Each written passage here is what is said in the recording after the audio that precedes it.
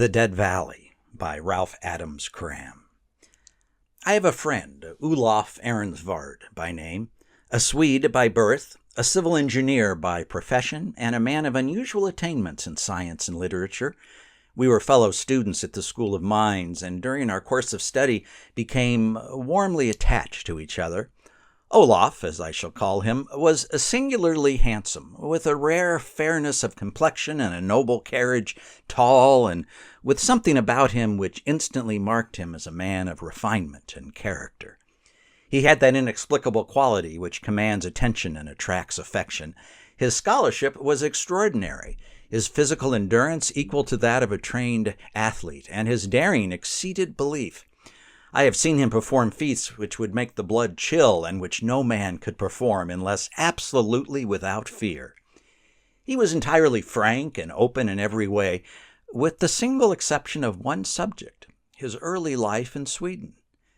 That he had undergone experiences of an unusual character was evident from chance remarks which escaped him now and then, and from a certain melancholy which at times overshadowed him when he would become silent and absorbed, with an expression in his eyes which I never saw in those of any other man. We were in the same graduating class, and after receiving our diplomas, went together to Mexico, where we spent 2 years in engineering work on a surveying expedition. One night, after we had been together nearly 3 years, we were in a camp on the Isthmus of Tehuantepec. Our work was done for the day, and we were sitting beside a fire of twigs under the dense tropical vegetation, smoking and watching the flame. Suddenly, without any previous sign of the melancholy mood, Olaf became silent and abstracted, and I could see that the old mood was on him. I watched him for some time in silence, and then, as I knew he would not speak until he was ready, I resumed my reading. The next thing I knew, he was speaking in a dull, even voice. "Cameron," he said, "I'm going to tell you something I've never told to any other man. It is not that I lack confidence in you, for I believe that I love you more than any other man in the world, but I could not speak of this before. I'm going to tell you the story now, and when I have finished, you will understand what my life has been and why I am as I am.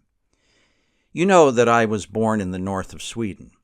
My father was a clergyman in a small village, and I was one of a large family.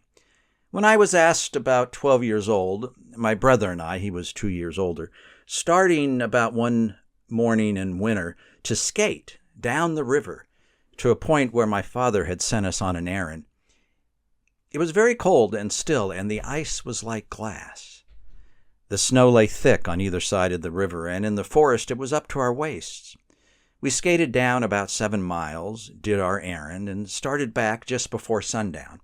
When we had gone about 2 miles on the return, we came to a point where the river widened into a broad, marshy bottomland, and here it struck me that we might save time by cutting across the tongue of land instead of following the river around the bend.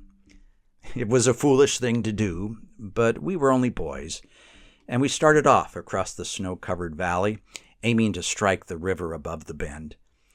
The snow was very deep and the going hard, and before we had gone a mile, we were tired out.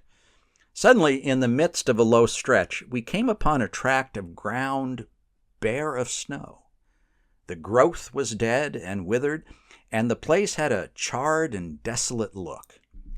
We stopped in astonishment, and then my brother said, "Let's rest here for a while, Olaf." We sat down on a log, and as we did so, I became aware of a strange silence. You know how, when you're in a forest, there is always a faint rustle and murmur of life, even when no wind is stirring. Here there was none of that. It was absolute stillness, a death stillness, and the air seemed dead also. Suddenly I was aware of a feeling of the most awful horror I have ever experienced. A horror utterly causeless and unaccountable, a horror which paralyzed the soul. I saw my brother look at me, and then I saw his face change. He tried to speak, but the words froze on his lips. He tried again, and then he threw himself on his knees and buried his face in my lap, sobbing and crying in agony of terror. and still there was nothing to be seen. It was all in the soul. I tried to fight the feeling off and told him it was all nonsense and nothing to be afraid of.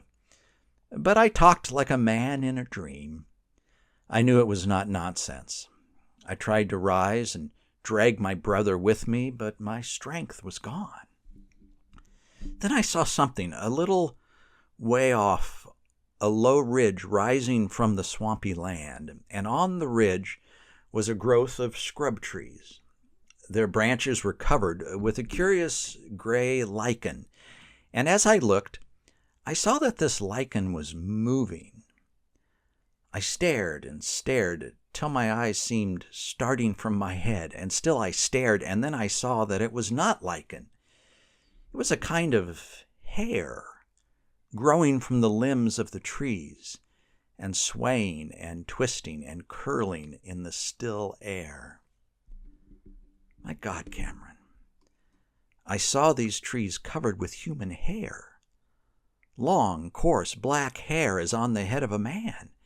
Then I saw that some of the trees were not trees, but were in reality gigantic human shapes, so covered with gray moss and hair and parasites that they looked like trees, only the hair showed them to be living things. And even as I looked, I saw some of them move their limbs, and twist their bodies in an agony. And then I knew the horror of the valley of the dead, and I fainted.